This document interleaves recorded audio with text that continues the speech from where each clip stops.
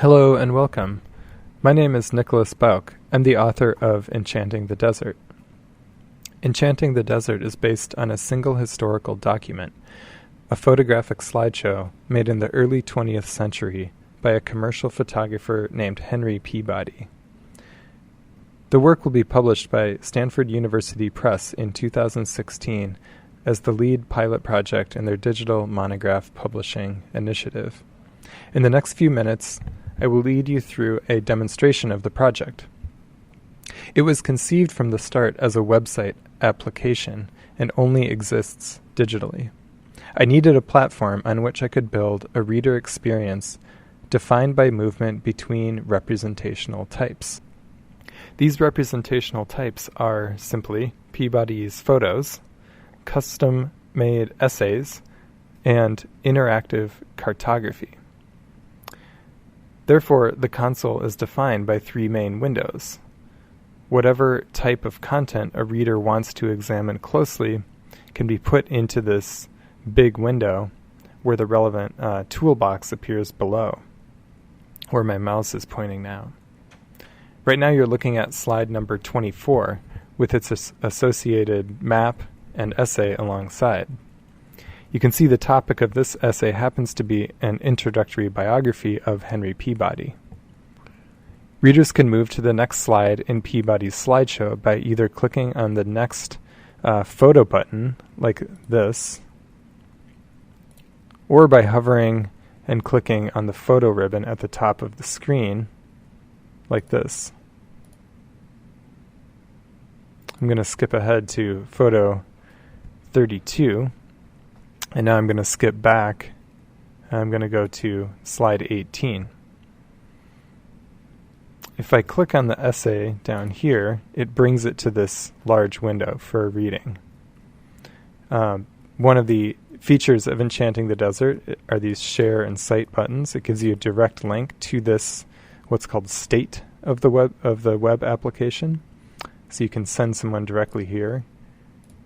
And also it gives a full citation information. I'm going to put the photo back in the main window now. Below each of these photographs there's a toolbox. And here readers can turn on landmarks like this, trail information like this, and even can turn on a replica of the type of hand color tinting that Peabody and his contemporaries often used in their lantern slideshows. In a stroke of archival luck, Peabody's original typewritten narrations for the slideshow survived.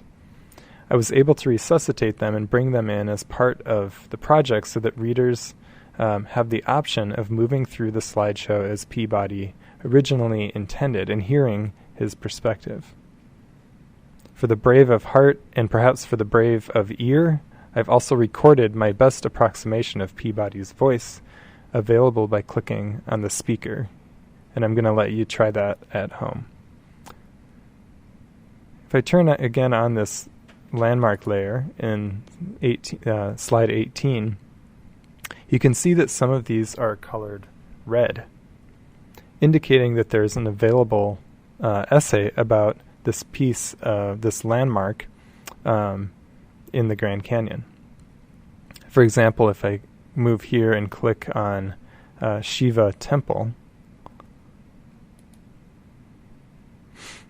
and lo and behold, we're brought to an essay about Shiva Temple, complete, as you can see, with side notes, figures, and the associated picture and map showing Shiva Temple. The Enchanting the Desert console allows you to see which photos contain Shiva Temple, or any particular landmark of concern. So, for example, here in this small photo window, you can see that photo 18, which is where we started, and so it's showing you photo 18, contains Shiva Temple, but also photo 10 contains Shiva Temple, photo 11 contains Shiva Temple, etc., 22, 37. All of these are also indicated on the map when I clicked on Shiva Temple.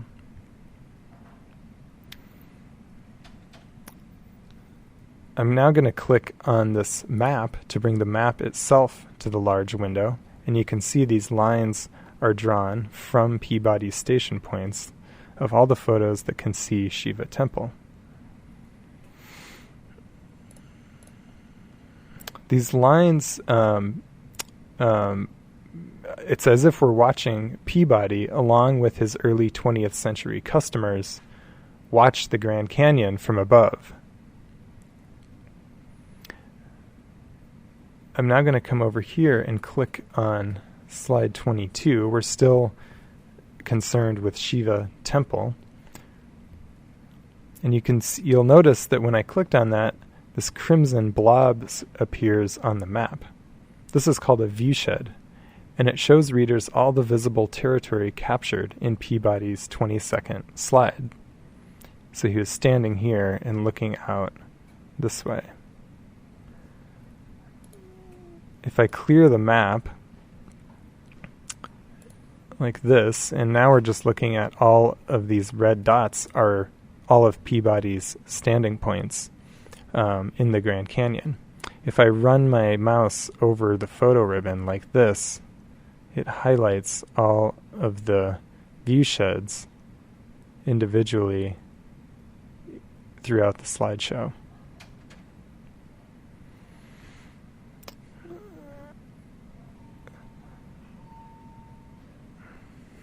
Now I'm going to go through these map tools at the bottom here, and you can see that there's these station points, which are all these red dots, which show where Peabody was standing when he took all of his pictures. You can turn on all the landmarks that have custom research and written narrations about them. You can turn on additional reference points for people who might know the Grand Canyon better and want to look for certain landmarks. You can turn on trails to help get your bearings. Some of these trails also have essays written about them.